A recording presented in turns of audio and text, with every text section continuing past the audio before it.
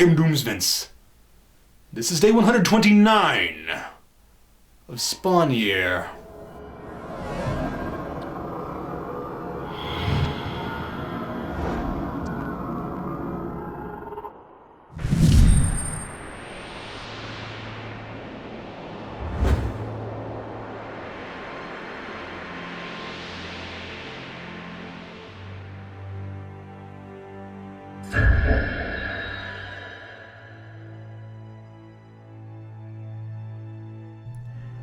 Why is it that listening to Todd McFarlane articulate what he was trying to get across with Spawn is so much more compelling and effective than actually reading Spawn? In his intro for this episode, he says something that completely blew my mind. True evil tells us to do nothing. And again I say, oh, that's what he was getting at. After all those comics watching Spawn brood and whine and rarely accomplish anything except deeds that make him look despicable, the idea of idle hands, hell wanting Spawn to be bored and motionless, never even crossed my mind. This episode is written by someone I hadn't encountered yet, Gary Hardwick, and he takes the idea that real evil is standing by while terrible things happen and runs with it.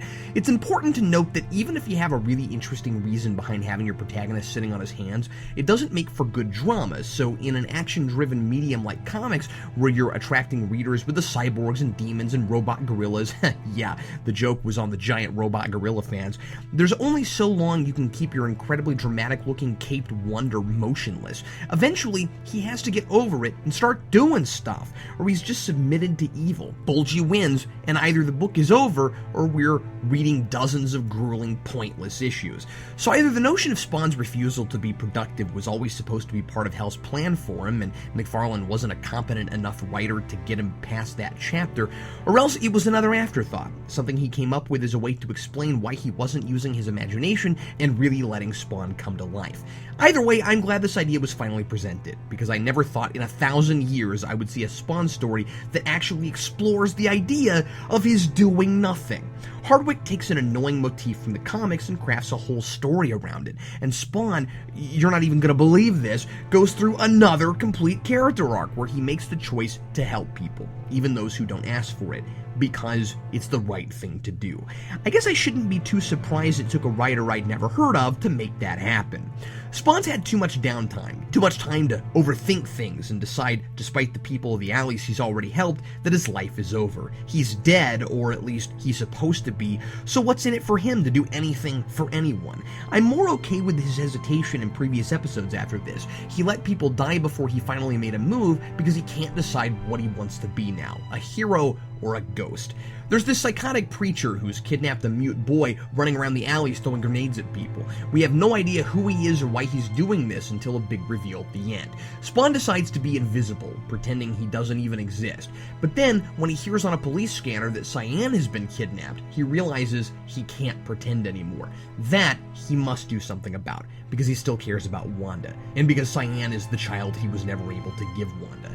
Spawn allows this selfish motivation to ignite a greater, more noble spark of humanity, like he never did in the comics, and he chooses to help the mute boy first. I like him so much better here. This Spawn is thoughtful. He has that long period of weakness, luckily it's only a couple episodes rather than, all of them, and then an atrocity he has a personal stake in reminds him of what, deep down, he knows he should be. And we see the birth of the hero. Leading up to this, he also brutally batters a bad cop who threatens his friends. Alliteration strikes again, and it's like he's sampling all these different sorts of behaviors until he hits on the real him.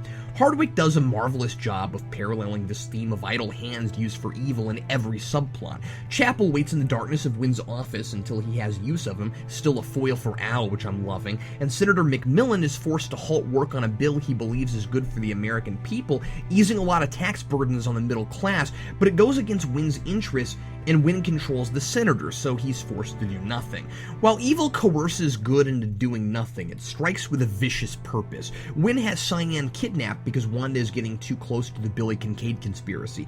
In the comics, I was glad Cyan wasn't kidnapped in the Kincaid story, because there was no reason for him to go after her over thousands of other children. It would have been hugely contrived. Here, it makes perfect sense, because Wanda has intelligently been made a major player in this story instead of simply a personality-less prize Al's trying to win back. So Winn has targeted her. I can actually describe Wanda in this version. She's altruistic, noble, idealistic, courageous, and naive. She's arguably the most well-rounded character so far. Believe it or not, I think Spawn is actually a close second. And because of all the snooping she's been doing, I hate to say it, but we could almost do without Sam and Twitch in this universe. I have to say, I never called it was Clown all along, which was a satisfying revelation until I started wondering what his goal was. If Hell wants Spawn watching mindlessly while bad things happen to good people, why set up a scenario to give him the chance to play hero? Except Clown has also encouraged Spawn to kill every chance he gets, so perhaps he hoped Spawn would try to kill his preacher persona. It's the one element this episode I'm not sure how to read. I thought at first it might be a distraction to keep Spawn from seeing Cyan get kidnapped. Still that idea of having good people sit by so evil can do its thing. But Clown debuts the preacher persona well before Winn even decides to have Cyan kidnapped, and Clown and Winn aren't in bed together yet. But Clown and Billy Kincaid are, and I love that. Clown makes a cool connection between them. A clown and an ice cream man. Both are supposed to adore children, and they're the same sort of perverse evil, disguised as something innocuous and even joyful. As McFarlane says in his opening, evil comes in many forms. I don't need these simple ideas spelled out in an introduction, of course, but they're playing well throughout this episode. There was a lot to think about with this one. I liked it a lot. It also got me thinking about my situation. I came here looking for Doomsvince, forcing myself to try to change my own fate, even if my efforts prove futile, because I didn't like catering to the untrustworthy whims of a madman. Now he's managed to keep me in the same place for 5 days. Like Spawn, I'm expected to be content and idle where I am. I was lured here, like Spawn, to the alleys, and I don't want to leave. And I'm not going to. Yet. I can't run off into the darkness in the middle of a cliffhanger, but it makes me wonder if, somehow, Doomsvince really is out there somewhere, and he just doesn't want me to come looking for him. Signed, Captain Logan.